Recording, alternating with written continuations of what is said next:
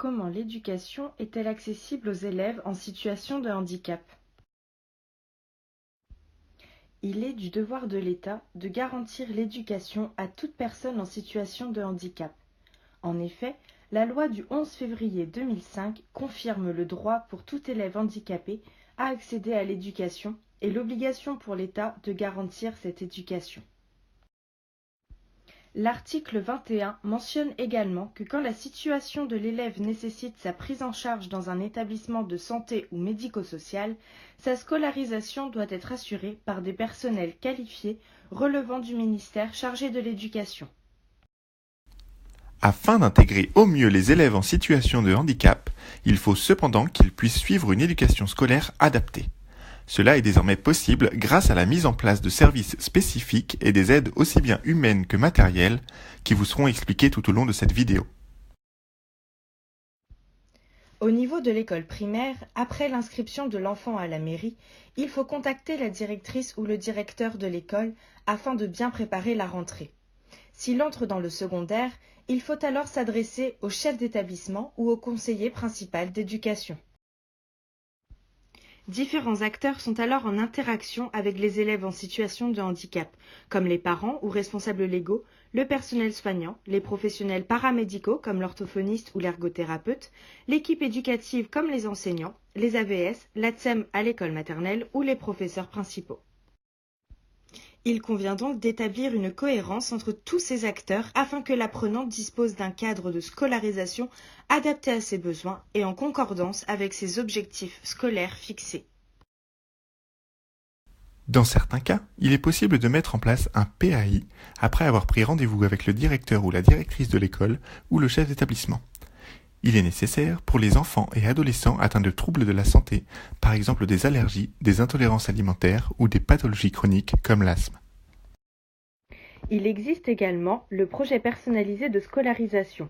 Ce projet vise à l'équité de tous les élèves en permettant en effet à ceux en situation de handicap d'atteindre des objectifs d'apprentissage en référence au programme scolaire en vigueur établi par le ministère de l'Éducation nationale. Ces aides sont soumises par la Maison départementale des personnes handicapées après évaluation des besoins de l'élève. Les décisions sont ensuite prises par la Commission des droits et de l'autonomie des personnes handicapées. Ainsi, plusieurs choix s'offrent à l'élève, sa scolarisation peut alors se dérouler en milieu ordinaire, avec ou sans aménagement, et ou dans un établissement médico-social. Parmi les accompagnements humains, l'auxiliaire de vie scolaire, l'AVS, occupe une place prépondérante. L'AVS exerce une mission d'accompagnement général auprès de jeunes en difficulté, les élèves 10 par exemple, ou en situation de handicap. Il n'a donc pas une mission d'enseignement. Dans les aménagements proposés par l'Éducation nationale, nous pouvons trouver les ULIS, unités localisées pour l'inclusion scolaire.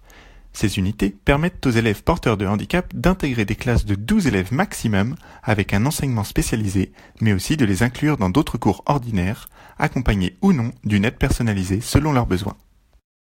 Il est important d'informer tout au long de l'année scolaire le corps médical sur le parcours scolaire de l'enfant. De la même manière, les enseignants doivent être au courant des informations essentielles sur sa santé.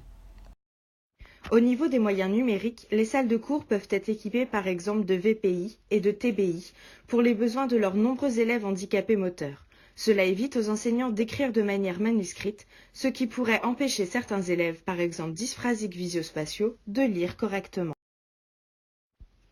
Des projets sont actuellement en cours avec le ministère de l'Éducation nationale issu de la commission EduHup, Éducation plus usage pédagogique, qui vise à soutenir la production de ressources numériques pour l'école. Par exemple, des programmes sont en montage autour de la langue des signes française, comme Lire et apprendre ensemble, qui permettrait aux élèves sourds et malentendants de suivre des livres de jeunesse au même titre que leurs camarades de classe. Cela permettrait donc une meilleure inclusion des élèves en situation de handicap au sein des classes. Notons pour terminer que les élèves en situation de handicap peuvent poursuivre leur formation en études supérieures en s'informant au préalable sur le site HandiU du ministère. Toutes les universités disposent d'un service handicap étudiant qui permet d'accueillir et d'accompagner les étudiants en situation de handicap afin de répondre au mieux aux besoins individuels de chacun.